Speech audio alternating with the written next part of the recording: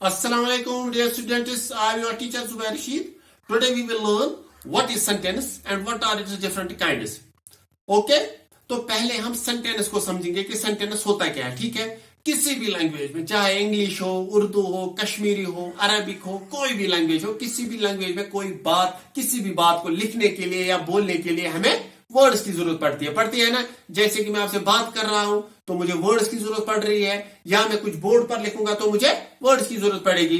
तो वर्ड्स का ऐसा ग्रुप, ऐसा मजमूआ है जिसके जरिए हम अपनी बात का मतलब पूरी तरह से दूसरों को समझा सके, या जिससे हम उनकी बात का मतलब पूरी तरह से समझ सके, उसी को सेंटेंस कहते हैं. अब अगर हम इंग्लिश में इसकी डिफिनेशन कहेंगे तो हम कह सकते हैं, in every language there is a need of group of words to communicate, and such a group of words that can communicate a complete message is called a sentence. हम कह सकते हैं sentence a group of words that makes a complete sentence. For example मैं आपसे कहूंगा आपका नाम क्या है, व्हाट इज योर नेम, या मैं कहूंगा आप किस क्लास में पढ़ते हो, in which class do you read, या मैं कहूंगा आपसे आर यूर टीचर, मैं आपका टीचर हूं, है ना. तो ये बातें जो मैंने आपसे कही या आपको अच्छे से समझ आई होंगी, तो ये सारे सेंटेंसेस है. लेकिन एक बात आप यहां पर याद रखेंगे कि कोई भी ग्रुप ऑफ वर्ड्स सेंटेंस नहीं होता. फॉर एग्जांपल मैं यहां पर लिखूंगा दानियाल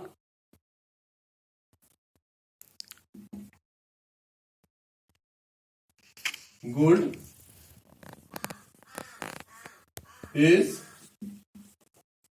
बॉय है. तो ये ग्रुप ऑफ वर्ड्स तो है, मगर इसका मीनिंग जो है वो हमें समझ नहीं आता है अच्छे से. अब अगर मैं इसको ऐसे कहूं या लिखूं, दानियाल इज ए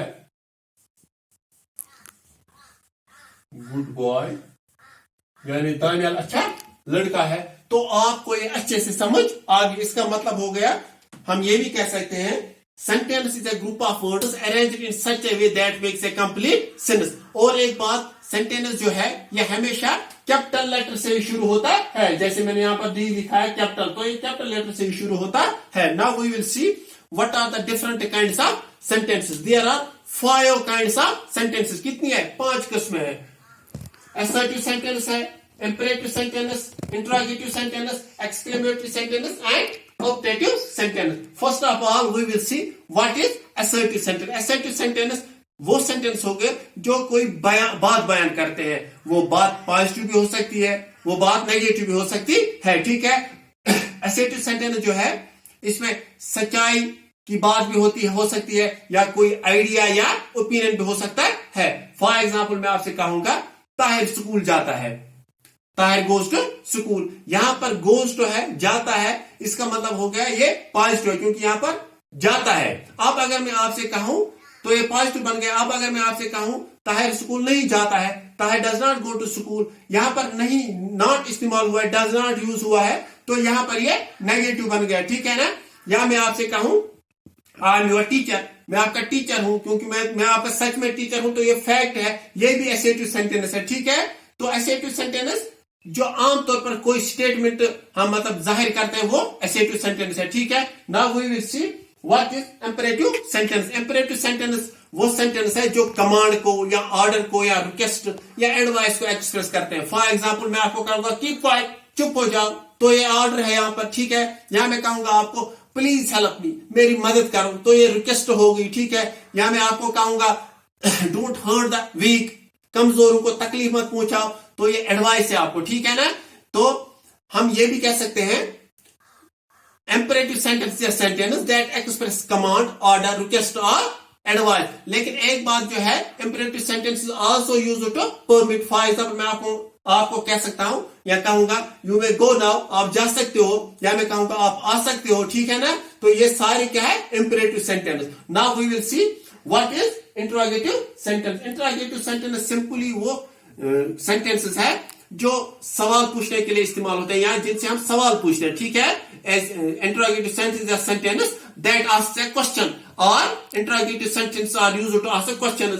जैसे मैं आपको पूछूंगा आपका नाम क्या है, व्हाट इज योर नेम. ठीक है. या मैं कहूंगा आप कौन हो, हु आर यू, तो ये सारे कोई भी सवाल जिसमें हम कोई जानने की कोशिश करते हैं, कोई बात जानने की कोशिश करते हैं, वो इंट्रोगेटिव सेंटेंस है।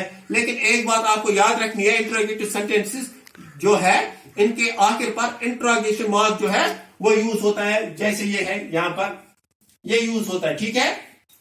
Okay, now we will see what is exclamatory sentences.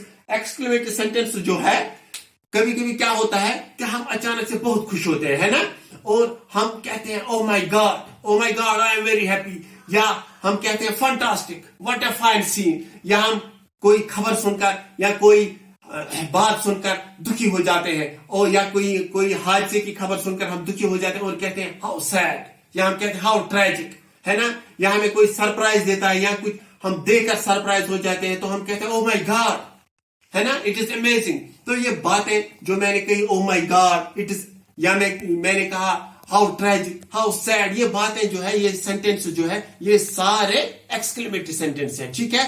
तो अगर हम इंग्लिश में कहेंगे तो हम कह सकते हैं exclamatory sentence is a sentence that express some surprise or joy or a sudden burst of feelings।